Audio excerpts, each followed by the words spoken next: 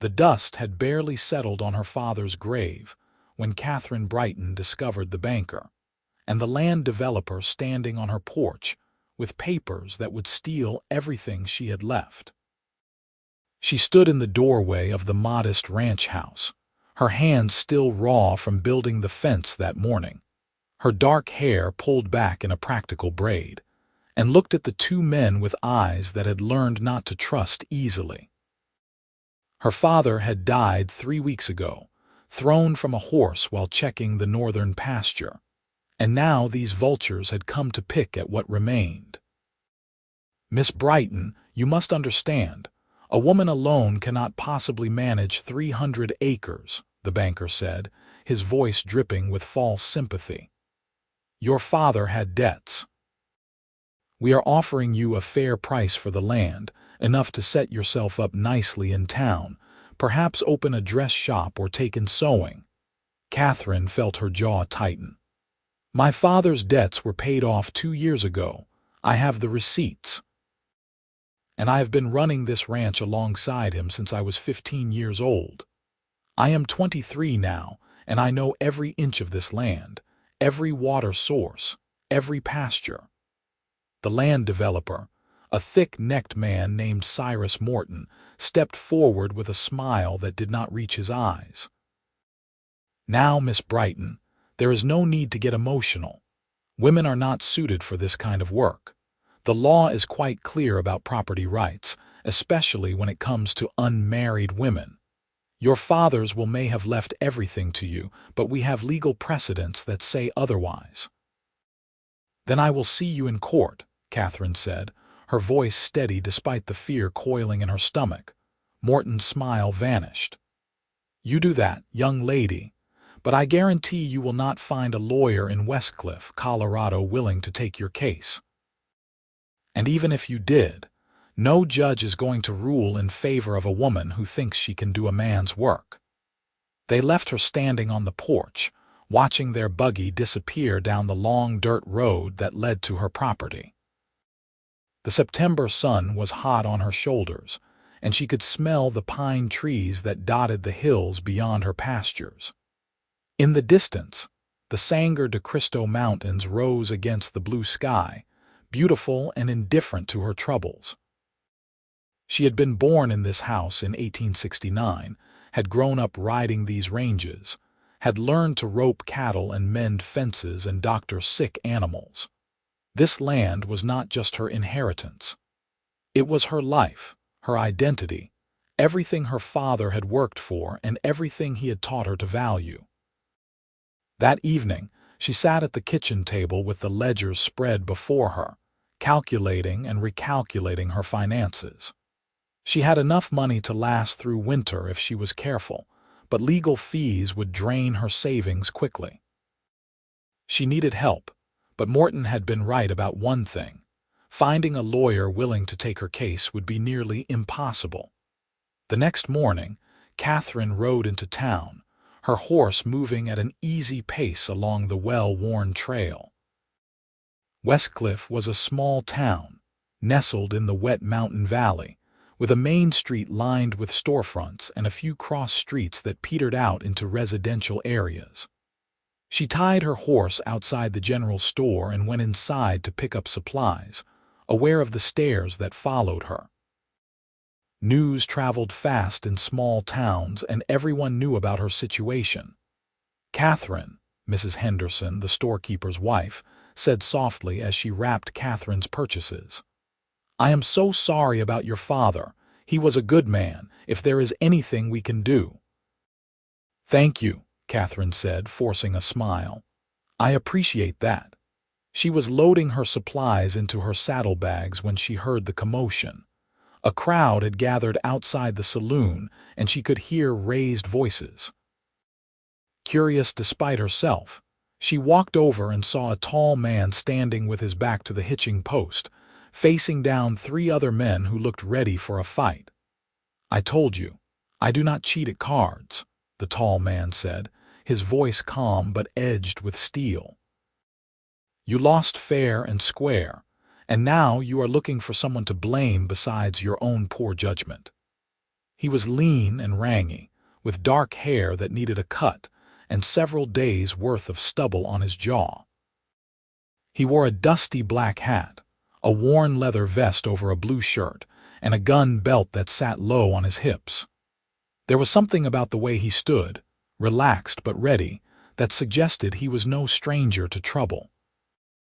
One of the other men lunged forward, and the tall man moved with surprising speed, sidestepping and using the man's own momentum to send him sprawling in the dirt. The other two hesitated, and the tall man held up his hands. "I do not want trouble," he said. "I am just passing through. Take your friend and go sleep it off." The sheriff arrived then, a heavy-set man named Tom Garrett who had been in the position for as long as Katherine could remember. He looked at the scene and shook his head. "All right, break it up. You three, get out of here." "And you," he said to the tall man, "I do not know who you are, but I suggest you move along. We do not need drifters causing problems in this town." "I was not causing problems, Sheriff," the tall man said mildly. "I was defending myself." "I saw what happened, Tom," called out Mr. Henderson from the doorway of his store. "Those three started it. This fellow was just protecting himself." The sheriff grunted. "Fine, but I still think you should be on your way, stranger." The tall man tipped his hat. "I will keep that in mind." The crowd dispersed, and Katherine found herself standing near the stranger as he checked his horse, a sturdy bay gelding with intelligent eyes. Up close, she could see that he was probably in his late 20s, with gray eyes that held a hint of humor despite the recent confrontation. "Thank you for not causing more trouble," she found herself saying. "This town has enough problems without adding brawls to the list." He looked at her, and she saw his expression shift from wary to interested. "Seemed like a waste of energy to fight over a card game. I am Xander Brennan. Just came up from New Mexico territory, looking for work." "Katherine Brighton," she said, extending her hand without thinking. He shook it, his grip firm but not crushing, and she noticed the calluses on his palm. These were working hands, not the soft hands of a gambler or a drifter. "You own land around here?" he asked. "I do. About 5 miles south of town. 300 acres, cattle and horses." She heard the pride in her own voice and did not try to hide it. "That is a good-sized spread. You hiring?" Katherine hesitated. She could use the help, especially with Roundup coming and winter preparations to make, but she barely had enough money to pay herself, let alone hire a hand. "I am sorry, but I cannot afford to take anyone on right now. Times are hard." Xander nodded, accepting this without offense. "I understand." "Well, if things change, I will be around for a few days." "Good luck to you, Miss Brighton." She watched him walk away, leading his horse toward the livery, and felt an unexpected pang of regret. There had been something solid about him, something that suggested he was the kind of man who kept his word and did his work without complaint. Those kinds of men were hard to find. 2 days later, Katherine was in town again, this time making the rounds of the 3 lawyers who had offices in Westcliff. The first 2 would not even let her through the door once they learned what she wanted. The third, an elderly man named Albert Hicks, at least had the courtesy to hear her out before shaking his head. "Miss Brighton, I sympathize with your situation, I truly do," he said, his rheumy eyes sad behind his spectacles. "But Morton is right.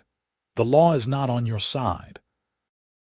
There are precedents going back decades that say a woman cannot hold property in her own name, especially agricultural land. Your best bet is to marry quickly, transfer the land to your husband, and hope he is honorable enough to let you stay involved in running the ranch." "So I have to give up my independence and my rights just to keep what is already mine?" Katherine asked, her voice tight with anger. "I am afraid so. Unless you want to fight a legal battle, you cannot win and lose everything in the process." She left his office feeling hollow. The afternoon sun was brutal, and the street seemed to shimmer in the heat. She stood on the boardwalk trying to gather her thoughts when she saw Xander Brennan come out of the livery stable. He saw her at the same moment and walked over, his expression concerned. "Miss Brighton, are you all right? You look like you have had bad news." Something about his genuine concern broke through her defenses. "They are trying to take my land. The banker and a developer named Morton. They claim I cannot own property because I am a woman, and no lawyer will take my case. They are saying I should just sell and move to town or marry someone who can take over the ranch." Xander's jaw tightened. "That is not right. If you have inherited the land legally, it should be yours." "Should be, yes. But the law does not always work the way it should, especially not for women." She heard the bitterness in her voice and tried to soften it. "I am sorry. I should not be burdening you with this. You have your own concerns." "Actually, I do not have much in the way of concerns at the moment," Xander said. "And I hate seeing people get cheated out of what is rightfully theirs."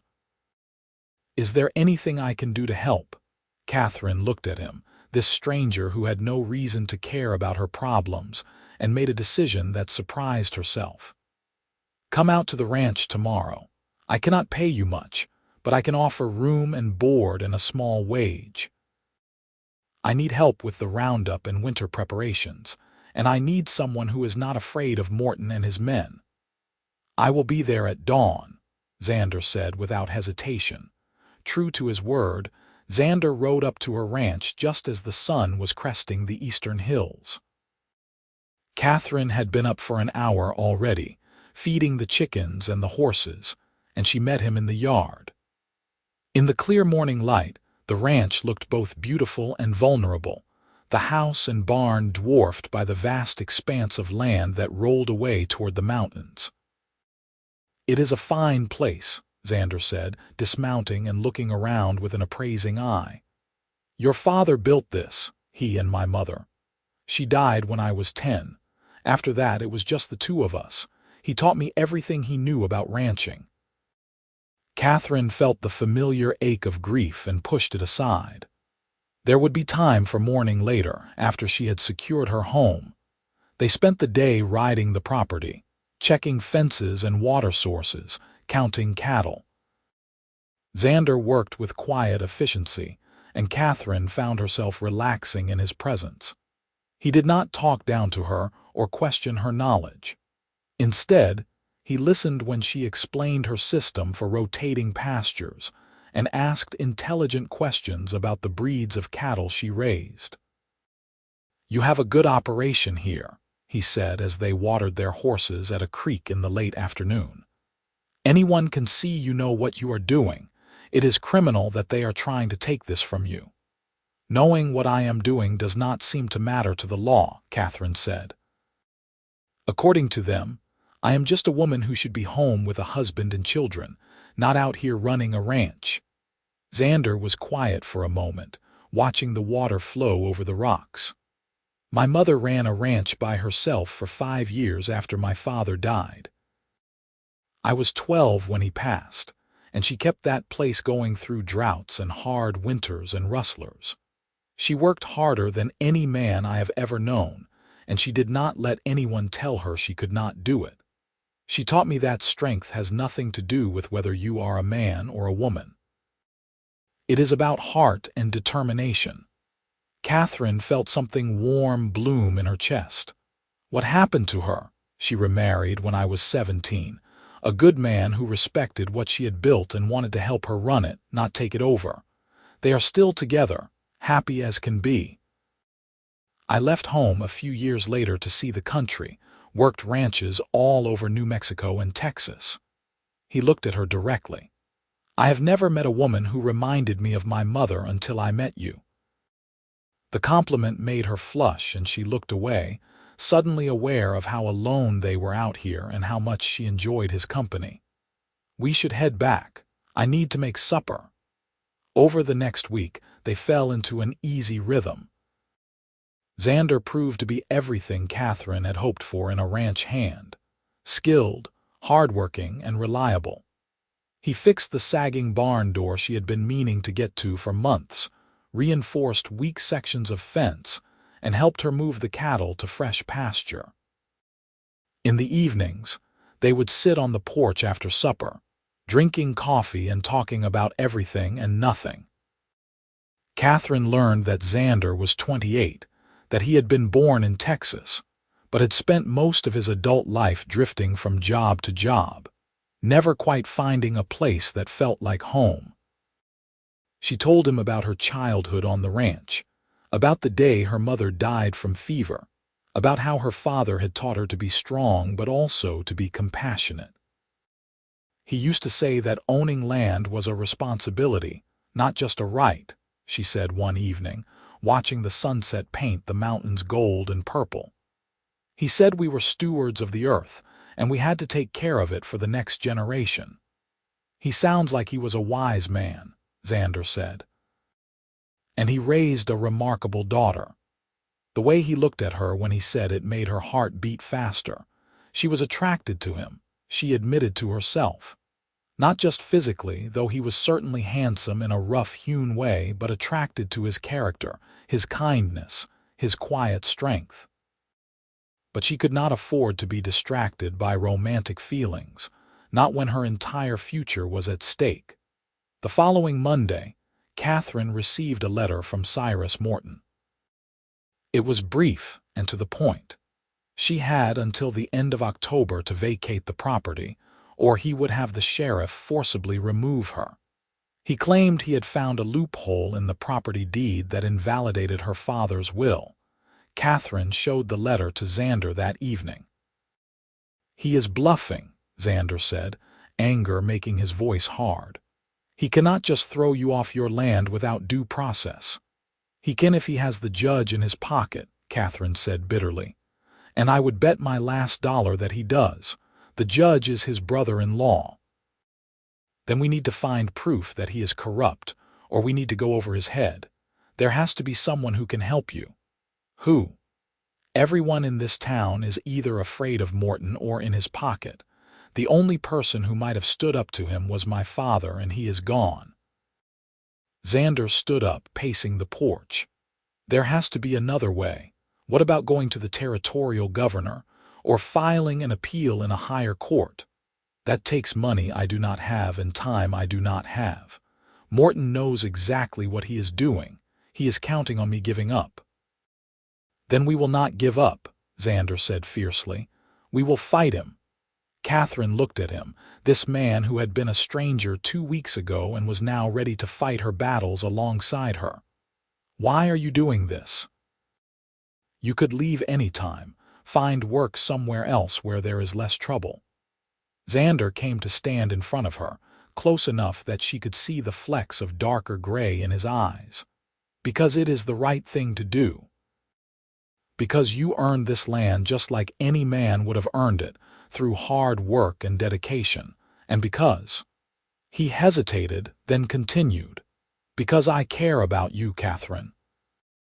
I know it is too soon to say that, and I know you have more important things to worry about than my feelings, but it is the truth. I care about what happens to you. Her breath caught. Xander, You do not have to say anything, he said quickly. I just wanted you to know. Whatever happens with this land dispute, I am here. I am not going anywhere unless you tell me to leave. Katherine felt tears prick her eyes. I do not want you to leave, she whispered. I have been alone for so long, trying to be strong enough for everything, and I am so tired. Having you here, it makes me feel like maybe I do not have to carry all of this by myself. You do not, he said, reaching out to take her hand. We will figure this out together. The next day, they rode into town together to confront Morton at his office. The developer was sitting behind a large desk, smoking a cigar when they entered. He looked up with a smirk when he saw Katherine, and his eyes narrowed when he noticed Xander behind her. Miss Brighton, I did not expect to see you here. I assumed you would be at home packing. And who is this? My name is Xander Brennan, and I work for Miss Brighton. I am here to make sure you understand that she is not going anywhere." Morton laughed. "A hired hand? How quaint. Tell me, Brennan, are you being paid in promises?" "Because Miss Brighton here will not have a dime to her name once I take that ranch." "You are not taking anything," Katherine said, her voice steady. "I have been going through my father's papers, and I found something interesting. You claim there is a loophole in the property deed, but the truth is that my father filed a homestead claim in 1873 and fulfilled all the requirements for permanent ownership. That land is mine under federal law, and no territorial court can supersede that." Morton's smirk faltered. "I have no idea what you are talking about." "I think you do," Xander said. "And I think you have been counting on Miss Brighton not knowing the details of homestead law, but she does know. And she also knows that if you try to force her off that land, she can file a complaint with the Federal Land Office in Denver. They take fraudulent land claims very seriously, especially when someone is trying to steal property from a legitimate homesteader." Morton stood up, his face reddening. "You have no proof of anything. I have the backing of the bank and the court. You are just a woman and a drifter. No one is going to listen to you." "We will see about that," Katherine said. "I am sending copies of all my father's homestead documents to Denver today. And I am also sending a letter to the territorial newspaper, detailing your attempts to steal my land. I wonder how your investors will feel when they read about your business practices." They left Morton sputtering behind his desk and walked out into the afternoon sunshine. Katherine was shaking, but she felt more alive than she had in weeks. "Do you think it will work?" she asked Xander as they mounted their horses. "I think you scared him," Xander said with a grin. "And I think you were magnificent, but we need to be prepared for him to fight back. Men like Morton do not give up easily, especially when their pride is wounded." He was right. That night, as Katherine and Xander were finishing supper, they heard the sound of horses approaching the ranch. Katherine went to the window and saw 4 riders coming up the road, moving fast. She recognized Morton's bulky form in the lead. "It is Morton and his men," she said, reaching for the rifle her father had always kept by the door. Xander was already on his feet, checking his revolver. "Stay inside. Let me handle this." "This is my ranch," Katherine said firmly. "I am not hiding." They went out on the porch together as Morton and his men reined in their horses. In the fading light, Katherine could see that Morton's companions were rough-looking men, the kind who were hired for violence rather than honest work. "You made a mistake today, Miss Brighton," Morton called out. "You embarrassed me in front of my associates, and you made threats you cannot back up. I am here to give you one last chance to sell that land at a fair price. If you refuse, things are going to get very unpleasant for you." "I am not selling," Katherine said. "And your threats do not scare me.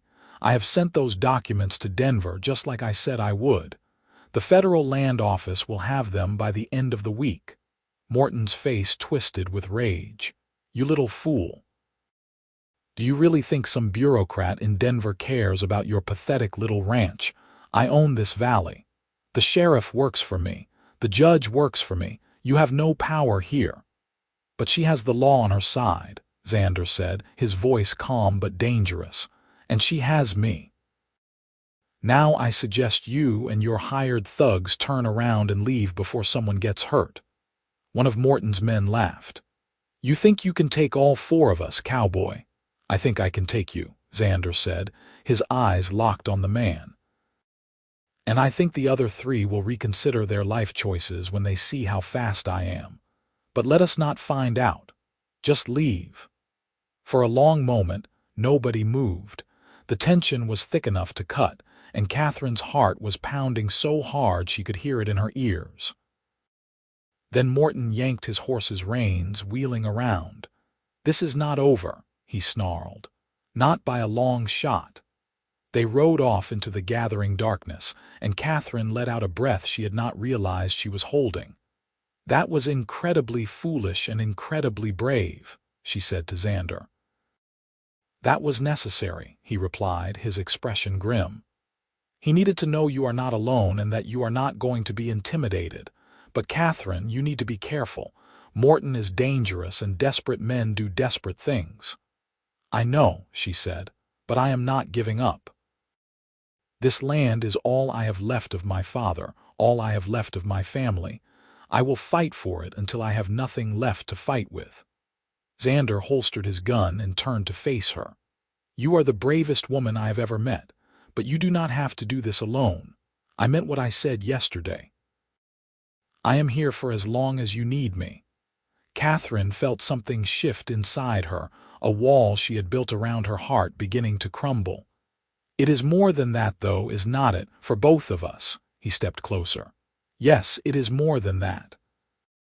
She closed the distance between them, rising on her toes to kiss him.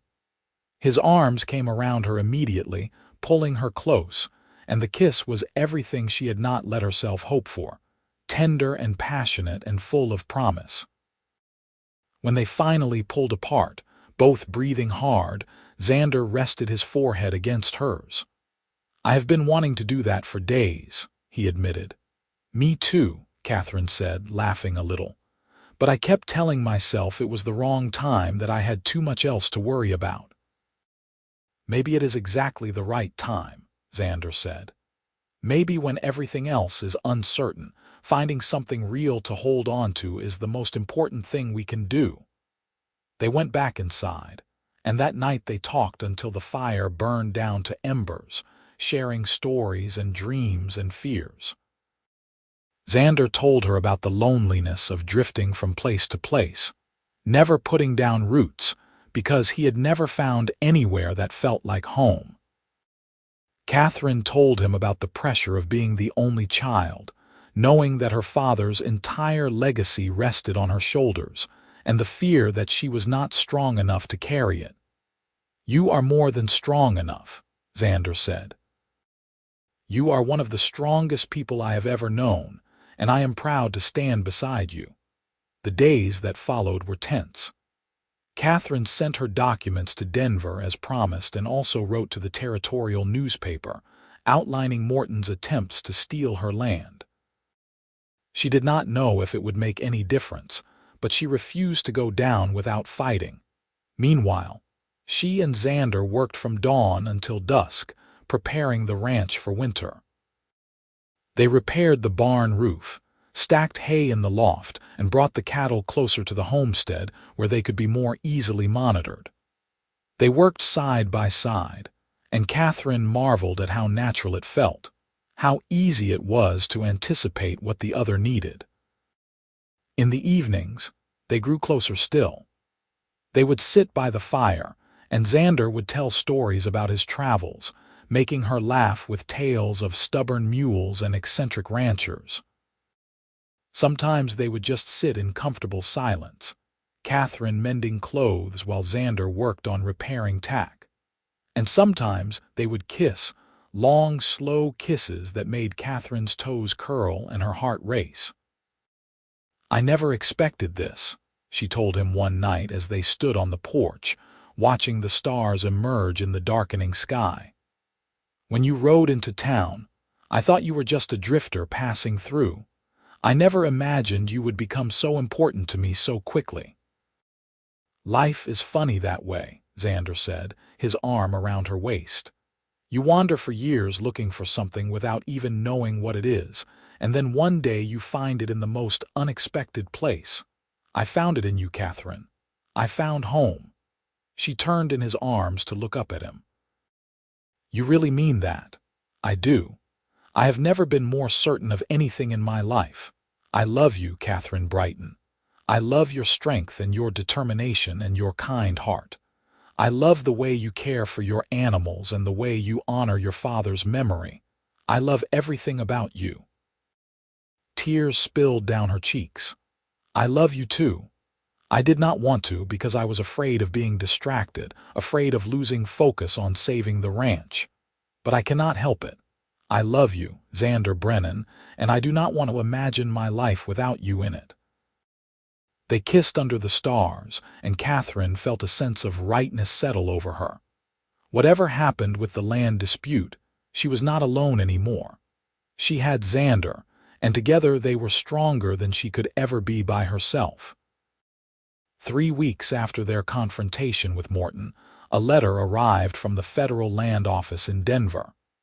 Katherine's hands shook as she opened it, Xander standing close beside her. She read through the official language, barely daring to breathe, and then let out a whoop of joy. They confirmed it. The homestead claim is valid, and they are sending an agent to investigate Morton's attempts to illegally seize the property. They say if the allegations are proven, he could face federal charges for land fraud. Xander picked her up and spun her around, both of them laughing. "You did it. You beat him." "We did it," Katherine corrected, kissing him soundly. "I could not have done this without you." The territorial newspaper ran the story the following week, and the scandal rocked Westcliff. Morton's investors pulled their funding, and the bank quietly distanced itself from his schemes. The federal agent arrived and conducted a thorough investigation, interviewing Katherine, Xander, and several other townspeople who had been pressured by Morton in similar ways. Within a month, Morton was facing charges and had left town in disgrace. The sheriff, who had clearly been in Morton's pocket, suddenly became much more interested in upholding the law. He came to Katherine's ranch to apologize for not taking her complaints seriously and to assure her that she would have no more trouble. "I should have stood up for you from the beginning," he said, hat in hand. "Your father was a good man and you are a good woman. You earned this land fair and square, and anyone who says different is a fool." After he left, Katherine and Xander stood in the yard, looking out over the ranch that was now indisputably hers. The October air was crisp and clean, carrying the scent of pine and the promise of the first snow. "What happens now?" Katherine asked. "With us, I mean. You have helped me save my ranch and I will be forever grateful, but you are not obligated to stay. If you want to keep drifting, keep seeing the country, I understand." Xander turned to her with a look of such tenderness that it took her breath away. "Katherine, the only place I want to be is right here with you. If you will have me, I want to stay. Not as a hired hand, but as your partner, your husband if you will marry me." Katherine felt her heart swell until she thought it might burst. "Are you serious? You are asking me to marry you?" "I am asking you to build a life with me. We can run this ranch together, as equals. I will never try to take it from you or diminish what you have accomplished. We will be partners in every sense of the word. So yes, Katherine Brighton, I am asking you to marry me. Will you say yes?" "Yes," she said, tears streaming down her face. "Yes, 1,000 times yes." They were married 2 weeks later in a simple ceremony at the church in Westcliff. Mrs. Henderson cried happy tears and insisted on making Katherine a beautiful dress from fabric she had been saving for something special. Half the town turned out for the wedding, people who had been too intimidated by Morton to speak up before, but who were now eager to show their support. As Katherine stood beside Xander, promising to love and honor him for the rest of her life, she thought about how much had changed in just a few short months. She had lost her father, nearly lost her ranch, and found the love of her life. She had learned that sometimes the greatest strength came not from standing alone, but from finding someone worthy to stand beside you.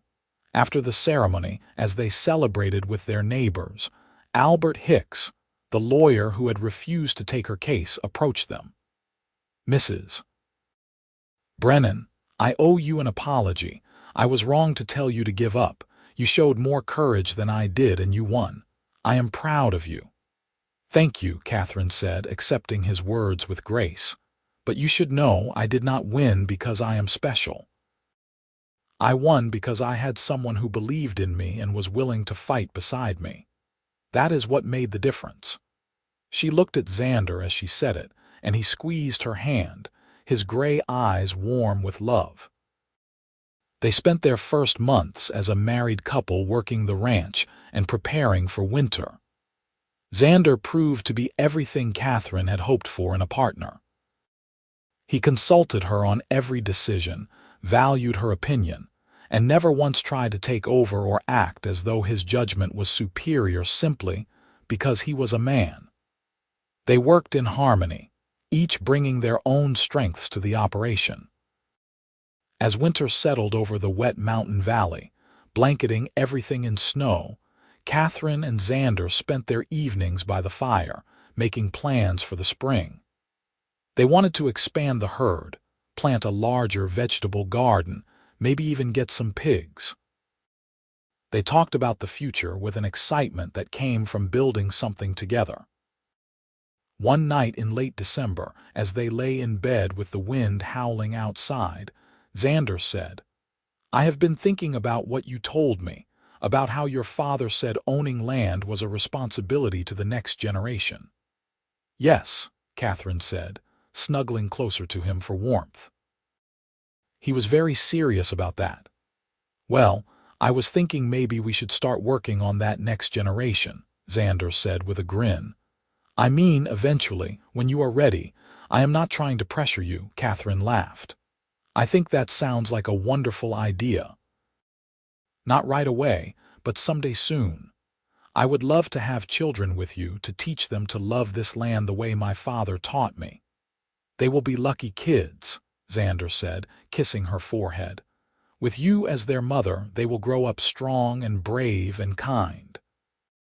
And with you as their father, they will grow up knowing what it means to stand up for what is right, even when it is hard." As winter gave way to spring, and spring to summer, Katherine and Xander's life settled into a comfortable rhythm. The ranch prospered under their joint management, and their reputation spread throughout the region. Other women who were struggling to hold onto their land after losing husbands or fathers began to come to Katherine for advice, and she shared everything she had learned about navigating the legal system and standing up to those who would take advantage. One day in early August, a young woman named Sarah Mitchell rode up to the ranch, looking exhausted and desperate. Her husband had died in a mining accident, and now the mine owner was trying to claim their small homestead, saying she could not possibly manage it alone. Katherine and Xander listened to her story, and then Katherine said, "You can manage it alone. You are stronger than you know. But you do not have to manage it alone. We will help you.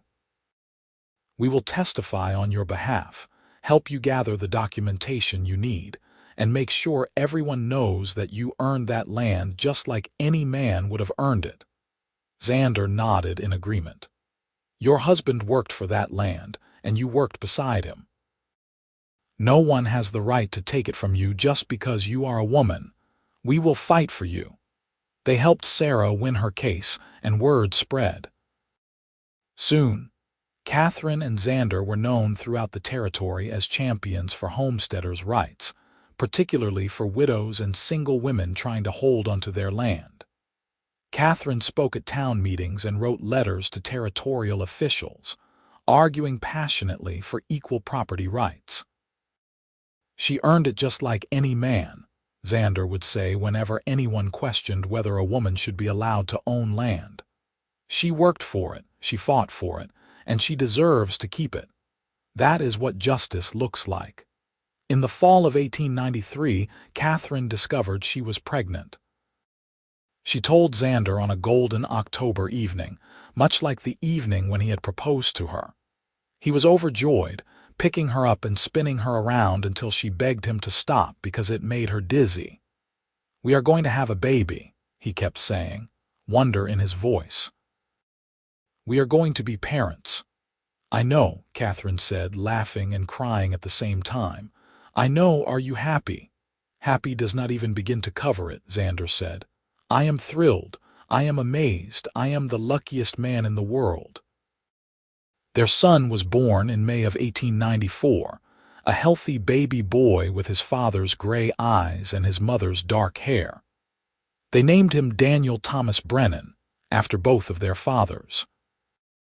Katherine had worried that she might not be able to manage both a baby and a ranch, but she quickly discovered that she was more than capable of doing both, especially with Xander's help. Xander was a devoted father, waking up for nighttime feedings and changing diapers without complaint. "I am a partner in all of this," he said when Katherine tried to tell him he did not have to do so much.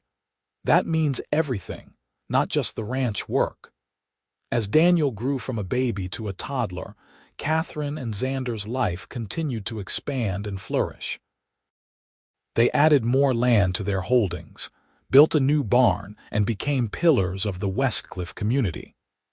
Katherine was eventually asked to sit on the town council, making her one of the first women in Colorado to hold such a position.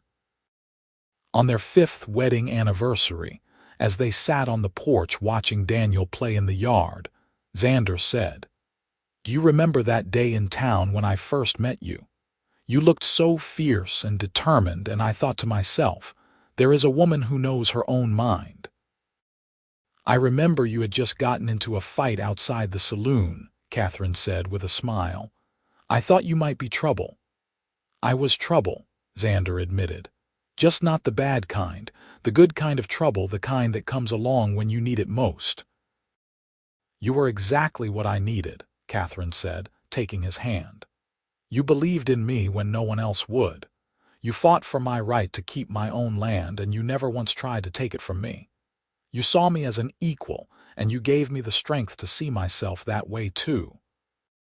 "You always had that strength," Xander said. "I just helped you remember it." They sat in comfortable silence for a while, watching their son chase butterflies through the wildflowers that grew along the fence line. The mountains rose in the distance, purple and majestic against the blue sky. The ranch spread out around them, a testament to hard work and love and determination. "I have been thinking," Katherine said. "Maybe it is time for Daniel to have a brother or sister. What do you think?" Xander grinned. "I think that sounds perfect. This ranch needs more Brennans to help run it." Their daughter was born the following spring, a bright-eyed little girl they named Margaret Rose. Where Daniel was serious and thoughtful, Margaret was full of laughter and mischief. She kept them on their toes from the moment she could crawl, always getting into things and exploring every corner of the ranch. As the years passed, Katherine and Xander's family grew to include 4 children: Daniel, Margaret, and later twin boys they named Samuel and Jacob. The ranch house was always full of noise and activity, with children running in and out, horses to be tended, cattle to be managed, and visitors coming to seek Katherine's advice on land rights and homesteading. In 1902, when Katherine was 36, Colorado granted full property rights to married women, allowing them to own and control property independently of their husbands. Katherine was invited to Denver for the signing ceremony, as her advocacy work had been instrumental in building support for the law. She stood in the Capitol building, surrounded by other women who had fought for this right, and thought about how far they had all come. She thought about her father, who had believed in her enough to leave her his ranch, and about Xander, who had stood beside her and declared that she earned it just like any man. When she returned home, the whole family was waiting for her. Daniel, now 8 years old, ran to hug her. "Mama." "Papa says you helped make a new law." "I did," Katherine said, scooping him up even though he was getting too big for it. "A law that says women can own land and property, just like men. No one can ever take our ranch away just because I am a woman." "Our ranch," Xander corrected gently, coming to kiss her. "It has always been our ranch, but I am glad the law finally recognizes what I have always known. You are just as capable as any man, and you deserve every right and opportunity." That night, after the children were in bed, Katherine and Xander sat on their porch as they had done countless times before. The stars were bright overhead, and the sound of cattle lowing in the distance was a familiar comfort. "You ever think about how different things might have been?" Katherine asked. "If you had not come to Westcliff that day, if you had just kept drifting?" "I think about it sometimes," Xander admitted. "But then I realize it was not chance. It was fate. I was meant to find you, meant to help you, meant to build this life with you. Everything I did before that was just leading me here to you." "I feel the same way," Katherine said. "Losing my father was the hardest thing I ever went through, and fighting to keep this ranch nearly broke me. But it led me to you, and I would not change that for anything." "We make a good team," Xander said, pulling her close. "Always have, always will." As they sat together under the stars, Katherine reflected on everything they had built together. The ranch was thriving, producing some of the best cattle in the territory. Their children were healthy and happy, growing up with a love for the land and a strong sense of justice. And she and Xander were as much in love as they had been on their wedding day, maybe more so, their bond strengthened by years of partnership and shared challenges. She thought about all the women she had helped over the years, women who had been told they were not capable of managing land or running businesses, women who had been pressured to give up what was rightfully theirs. Some of them had held onto their property and some had not, but all of them had fought, and all of them had shown courage. The fight for women's rights was far from over, Katherine knew. There was still so much work to be done, so many barriers to be broken down. But progress was being made, and she was proud to be part of it. She was proud of every woman who had stood up and said, "I earned this, and I am not giving it up." And she was especially proud of Xander, who had never needed a law to tell him that women were equal to men. He had seen her for who she was from the very beginning. A capable, strong, intelligent woman who deserved respect and support. He had fought for her right to keep her own land, declaring that she earned it just like any man, and he had never wavered in that belief. In 1910, when Katherine was 44 and Xander was 45, they celebrated their 15th wedding anniversary with a big party at the ranch. Friends and neighbors came from all over the valley, including several women Katherine had helped over the years. Sarah Mitchell, whose homestead Katherine and Xander had helped save, was there with her 3 children, her small farm now prosperous and well established. As the sun set, and the party moved from the yard into the barn, where a local band was playing lively music, Sarah pulled Katherine aside. "I wanted to thank you again," she said. "Not just for helping me keep my land, but for showing me that I could do it. You and Xander gave me hope when I had none." "You did the hard work," Katherine said. "You held on when it would have been easier to give up. That took courage." "I learned courage from you," Sarah said. "You stood up to Morton when everyone else was too afraid, and you won. You proved that we do not have to accept injustice just because we are women. That is a powerful lesson." Later that night, after all the guests had left and the children were asleep, Katherine and Xander walked out to the pasture where the horses grazed peacefully in the moonlight. They leaned against the fence, Katherine tucked under Xander's arm, both of them content and tired from the day's festivities. 15 years, Katherine said. "It has gone by so fast." "Best 15 years of my life," Xander said. "And I am looking forward to the next 15, and the 15 after that, and however many more we get." "You still do not regret giving up the drifting life?" Katherine asked teasingly. "You do not miss the freedom of the open road?" "I have more freedom now than I ever had then," Xander said seriously. "I am free to love you, free to raise our children, free to build something lasting and meaningful. That is real freedom, not just wandering from place to place with nothing to tie you down. Katherine turned to kiss him, thinking about how lucky she was. She had fought for her land and won. She had found love when she least expected it. She had raised 4 wonderful children and helped dozens of other women stand up for their rights. She had lived a full, rich life, and it was not over yet. Their children grew up strong and confident, educated in both book learning and ranch work. Daniel eventually took over much of the day-to-day management of the ranch, showing the same dedication and work ethic his parents had always demonstrated. Margaret became a teacher, determined to give other girls the education and opportunities she had been fortunate enough to receive. The twins, Samuel and Jacob, were still finding their way, but both showed signs of inheriting their parents' sense of justice and fairness. In 1920, when women finally won the right to vote, Katherine cast her ballot with tears in her eyes, thinking about how long the fight had been and how many women had sacrificed to make this moment possible. Xander went with her to the polling place, standing proudly beside her as she exercised her hard-won right. "Your father would be proud of you," he said as they walked home together. "And so am I. You have spent your whole life fighting for what is right, and you have never given up." "I learned from the best," Katherine said, squeezing his hand. "My father taught me to be strong, and you taught me that being strong does not mean being alone. You taught me that true partnership means standing together, equals in every way."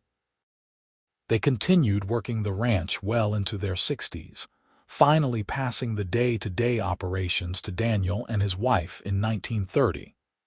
But they never really retired, still getting up early to help with chores and offering advice when asked. The ranch house, which had been expanded twice to accommodate their growing family, was now often filled with grandchildren who loved to hear stories about the old days. Katherine would tell them about the fight to keep the ranch, about Morton and his threats, about how their grandfather had stood up for her when no one else would. And Xander would always add, "Your grandmother earned this land just like any man. She worked for it, she fought for it, and she kept it.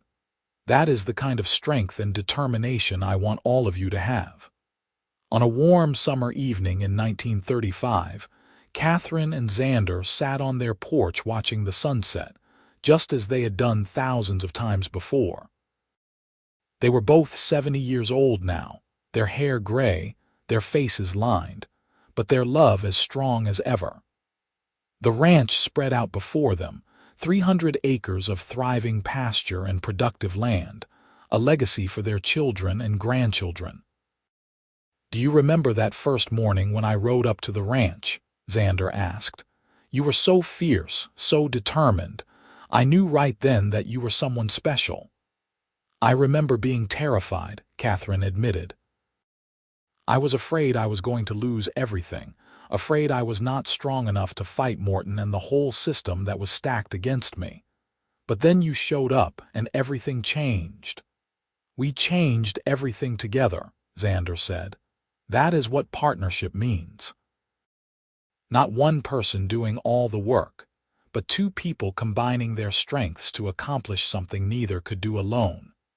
Katherine looked at the man who had been her husband for 42 years, her partner in every sense of the word, and felt overwhelmed with gratitude. "I love you," she said simply.